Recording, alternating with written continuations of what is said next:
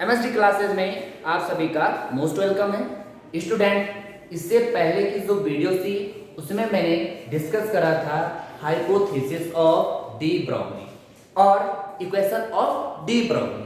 आज का जो हमारा टॉपिक है एप्लीकेशन ऑफ डी ब्रोगली, यानी डी ब्रोगली जो इक्वेशन है उसका एप्लीकेशन क्या है, उसके अनुप्रयोग क्या है। ठीक है ना। तो जो डी ब्रोगली के अनुप्रयोग है वो किसी एटम की संरचना को समझाने में या उस एटम की संरचना की व्याख्या करने में किया जाता है।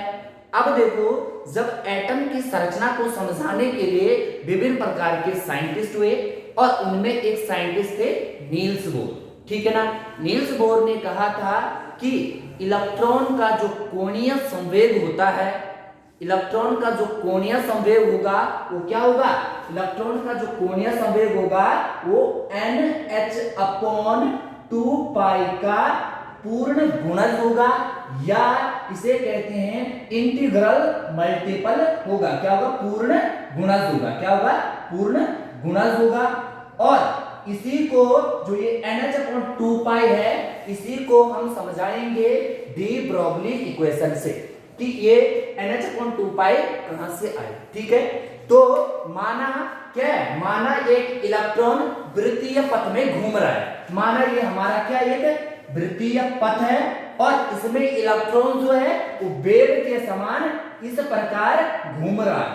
ठीक है, इस प्रकार ये घूम रहा है। अब देखो, वृत्त की जो परिधि है उसका मान क्या होता है, 2πr, यानी जो वृत्त की परिधि है वो क्या होती है 2πr, और जो इलेक्ट्रॉन होता है वो हमेशा क्या होगा, उसकी तरंग दैर्घ्य के बराबर होगा। यानी इलेक्ट्रॉन की जो तरंग दैर्घ्य होगी वो बार बार खुद को क्या करेगी, रिपीट करेगी। यानी 2πr बराबर क्या होगा, n लैम्डा। ठीक है, ध्यान से देखना। यदि मैं बात करूं कि लैम्डा की, तो लैम्डा बराबर क्या होता है, पिछली बार जब डी ब्रोगली इक्वेशन हमने पढ़ी तो उस समय इसका मान आया था H/mv। क्या आया था, H/mv। ठीक है ना। अब देखो ध्यान से, इस मान को मैं यदि यहां पे रख दूं तो इसका मान क्या है, 2πr बराबर NH/mv। क्या आएगा, NH/mv।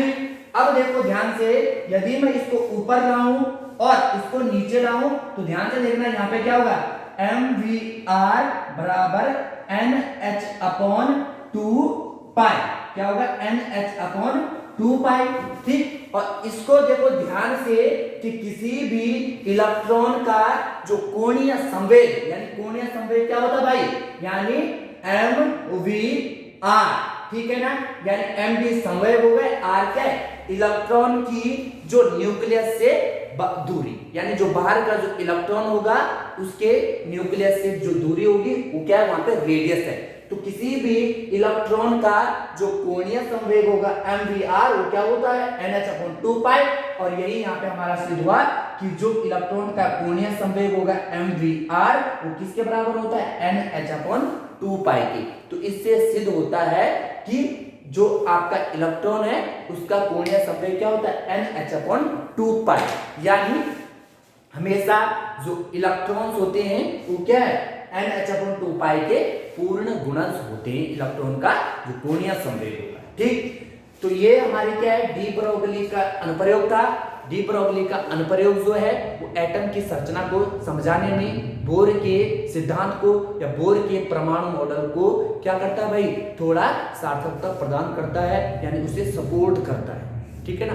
तो आई होप आपको ये वीडियो समझ में आई होगी। ठीक है, और इसके बाद मिलते हम हाइजेनबर्ग के अनिश्चितता सिद्धांत के साथ।